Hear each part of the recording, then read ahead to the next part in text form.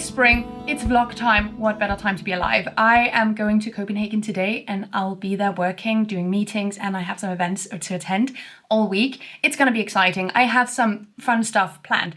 So I'm gonna take you guys with me and it's gonna be a blast. But before we go, let's have a little fit check. I'm basically living in this coat right now. It's from my late grandmother's closet. It's from the 70s and we're gonna go hard with the accessories here. All vintage pieces and then a little secondhand dress which is just super comfy to travel in. And the bag is made from dead stock materials from the Copenhagen-based brand Boo. Don't look at the mess in my office, okay? Just perceive the cute outfit. Okay, I'm all packed up and ready to go. I'm working on the bus today as always, and when I arrive it's gonna be about 10 o'clock at night, so straight to bed actually, and that is everything for today. Rise and shine, we're going to a meeting with the publisher today. Okay.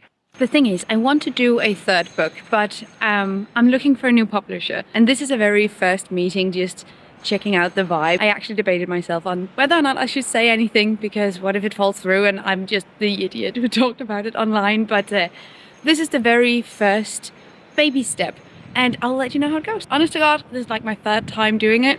Nervous. Still.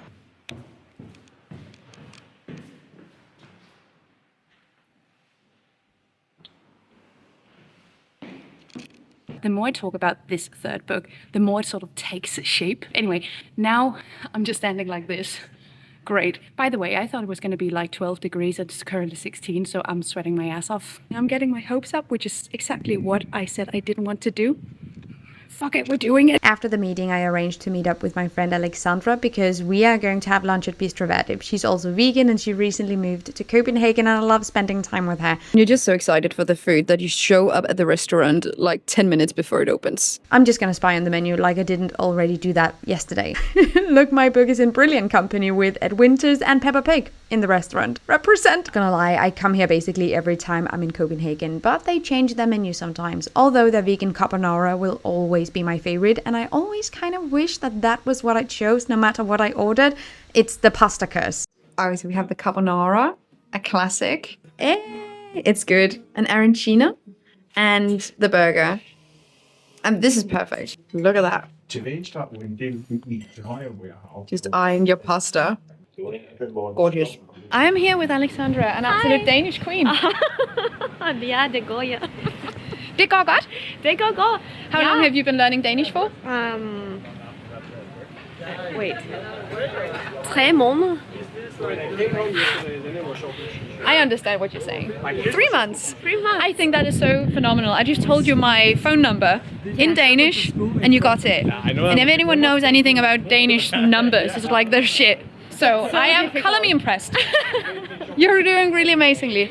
Doing my best. Okay, so I said goodbye to Alexandra, who is always so wonderful to spend time with, and then I spotted a little green spot where I could just sit and recharge in the sun. Amazing. Truly enjoying the warmer spring weather. The next point on the agenda is meeting up with my friend Søren at his work.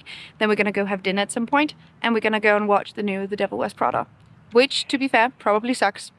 I'm saying this based on nothing, but I just assume. But we're gonna be haters together. Let me hate. Other than that, just sitting here, answering a few emails during my work, but from this bench. Not gonna lie, would probably like an office just right about now. I'm still flying thinking about this third book, which I would love to tell you guys more about, but I don't want to jinx it. Do you know that's what I want to give everyone good news, but I don't have good news yet. But we do have a plan. So the plan is that I'm gonna go home and write a summary or like a table of contents of what this potential book could potentially contain. And then we're going to zoom in and try to figure out the most concrete format going forward. Which means that the meeting was not a no, your idea sucks and we don't want to work with you. Kind of quite the opposite. And I'm excited about that. I need this kind of win because, oh my God, so far 2026 has been a lot of rejections in all directions related to my work and my job. It's been, so honestly, I'm just so ready for this win. But feel it. So now meeting up with Søren, who you might recognize because he makes the occasional appearance on my channel and he's one of my oldest and most beloved friends. Smart freezing. Cheers. Cheers. You've never been a risotto girl? I mean, like, I'm becoming a risotto girl. I present to you this. I love it. Show me. A fork. Yeah. That's a good one. You're completely darked out. I can't see anything. There we go. There we have you. So quick. It's a little hard. We just ate. We just ate. Which It was good. It was really good. It was really good. And Really good. we're about to go watch the new The Devil Wears Prada. Oh yeah. Do we think it's going to be a good movie? Absolutely not. No. Absolutely not. But it's going to be a good time. Oh yeah. Yeah. Yeah. We share the hate. We share the hate. I've always had a thing for Stanley Tucci. I call him Stan Tucci. Quality Stan Tucci. Stay tuned. Can you be a role model for just 1 second? Better than I expected. A lot better than Like expected. really? Like some line deliveries, some fashion choices.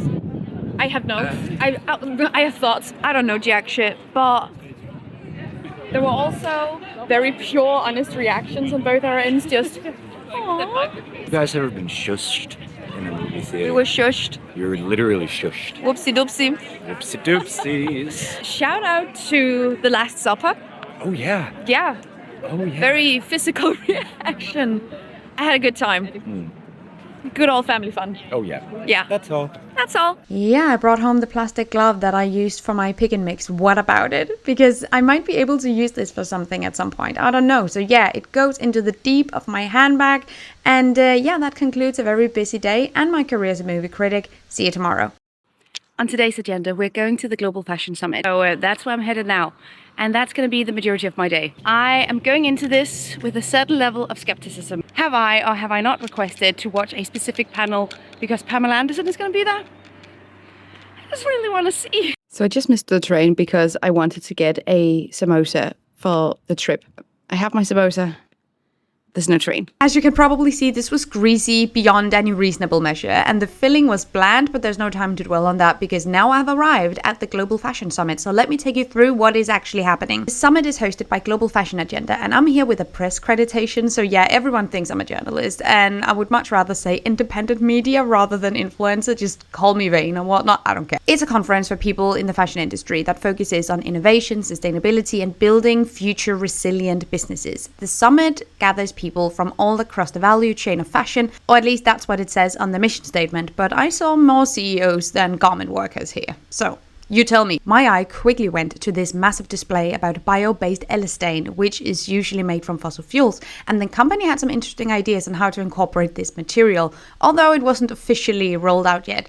Then I also learned that Hyosung is the biggest manufacturer of elastane in the world and also main sponsor, promoting a product that technically hasn't replaced any fossil fuel materials yet. Needless to say, there were other vendors that left me slightly more optimistic, like this material, which is made from plant byproducts from agriculture. Although a primary part of being able to resell clothing is, of course, if the manufacturer values quality over quantity, which, let's be real, isn't the main priority for most fashion retailers at this point. I feel passionately hopeful that we can all together succeed in making a resilient future possible. I won't lie to you, this was very commercial, with some sustainability lingo on top, and there is nothing quite like listening in on a panel with the head of sustainability at one of Scandinavia's biggest fast fashion retailers. Truly quite unthrilling. But I was excited to learn about innovative ways of dyeing textiles as per my most recent impact analysis. Everdye is able to dye clothing without harsh chemicals and water pollution, so yeah, go team. And then there were the trailblazers, young startups with great ideas on how to use resources better and optimize recycling. Also really cool. Right here, what I have is a virgin spool and a recycled spool, and I like to play a game if you can guess which one is which. That's the point. So that's what we're able to do to recycle polyester. This was a tad bit confusing, not gonna lie. I think it was some DNA technology that could confirm if cashmere and wool were real or fake. I don't know, go watch my impact analysis on wool and cashmere. Because we absolutely need to fuel innovation in the textile industry. However, if social sustainability and the exploitation of underpaid garment workers isn't even a part of the conversation, it just rings a tad bit hollow. Or if the acknowledgement that textile volume, aka overproduction, is a massive problem both in the production and the disposal phase is left out, so brands can continue to promote the same number of seasons and collections as they always have for the last 40 years. Again, tad bit hollow. If I'm being harsh, this is a lot of pandering to a superficial and marketing-driven understanding of sustainability. There were also good things and good ideas and people driving real change, but it sort of drowns when fast fashion retailers are the main sponsors and taking up the main portion of the program. On that note, a panel I really wanted to see was with Pandora, a jewelry brand which have been using lab-grown diamonds since 2021, who invited Pamela Anderson to speak on the panel because she's their global brand ambassador. I've been fighting this fight for a very long time, even when it wasn't in fashion and people thought I was a little crazy, asking for biodegradable packaging or sustainability, or why was that even important to me? And I thought, every choice has a repercussion, might as well make it a good one. And so I've been really fortunate that companies like Pandora and brands that are sustainable are coming to me to be the face of their brand. It's such a compliment. I like to have fun too, so I want it to be fun, sustainable. I have my little checklist of things that I want to be a part of, and I love that Pandora makes this extra effort. I feel like a bare face is intimate, and I want to be seen, and so I also want to align myself with compassionate brands, and beauty is subjective. So honestly, I loved hearing about her own experiences, speaking up for causes she believes in, also regarding veganism, and overall I appreciate any step back from mining operations, so that's cool. So overall there's a lot to unpack here, and I wish a big platform like this would take more risks with their speakers and not shy away from having those "some really rich people are gonna have to make a lot less money in the future" conversations if sustainability and future resilience is actually on the table. You can't hear fuck all what I'm saying here because the wind is so strong, but I'm meeting up with a potential agent in the city, so let's go. So this is the first time that I'm meeting with an agent of any kind. I don't even know if this is the right move for me, but honestly I've just become more curious at discovering what kind of options are out there and what I can do with my business and my platform to make it even better. But no matter who I end up working with, there's always going to be the same level of ethics and standards, like we always do. Okay. The meeting actually went really great. They were so nice, but they are not used to creators being this critical and picky with sponsorships as I am. I would much rather get by on a budget than sell out, so there's that. But when a company is actually doing something I can get behind, both in regards to materials, ethics, marketing strategy, workers' rights, and supply chain transparency, I would love to work together. And I don't want to be shady, but high standards across the board isn't industry standard in influencer marketing. Don't come for me. I might end up doing some work with this agency, but in a way where my credibility isn't compromised, and luckily they were really understanding and respectful of that. Now moving on. Now the last thing on the agenda today is having dinner, which is fantastic. I might have to get some work done when I get back home, but that's neither here nor there. Anyway, I'm meeting up with my friend Thomas, who's also a cookbook author and an absolute badass, and we're gonna have vegan duck. One of my favorite places in Copenhagen. It's not a completely vegan restaurant, but they do have lots of vegan options. It's Ni Hao Yao, and they make, chef's kiss, the best seitan duck I've ever had in my entire life. So we're gonna get that. Have I placed myself in a situation where I have a lot of homework when I get back? Absolutely. Is it worth it? Absolutely. So delicious. Ambitious. And you haven't had it before. I'm excited to hear what you think. I've never had this. Well, I have had mock dog before. But not this mock dog. Not this mock dog. But it looks good, honey. You see my skills with this? A little piece. It's good. It's good?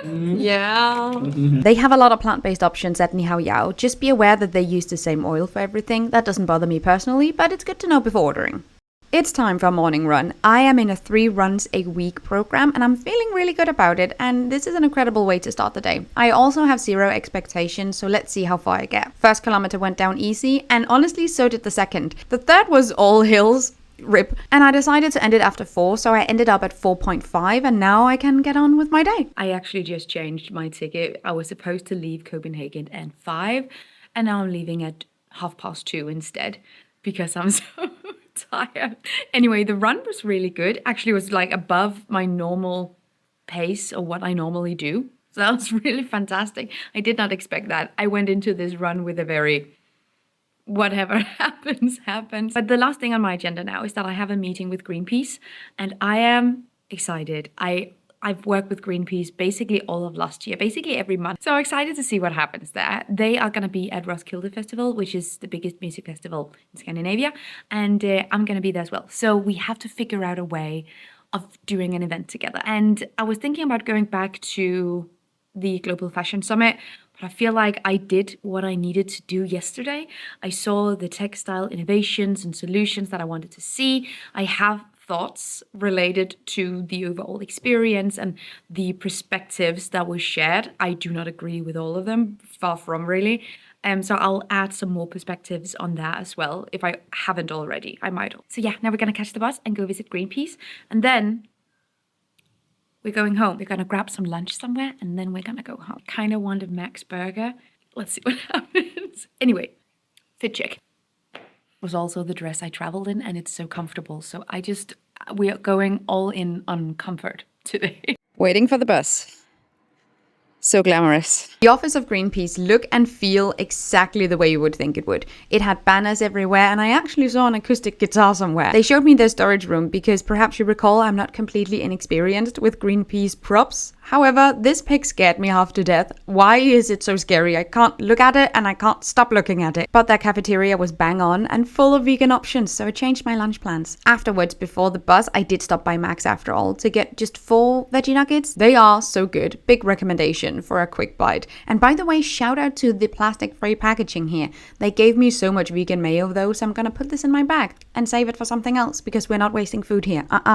I'm definitely happy with my choice to get on an earlier bus. I'm so ready to sit down and do nothing. Found my bus and now I'm gonna play Stardew Valley on my way home. This was a really good trip and I'm so happy I went, both to see my friends, but I also feel like there's a lot of exciting things in store now, professionally as well. So thank you so much for coming along. Thank you for watching and I hope to see you again next time. Take really good care of yourselves. Until then.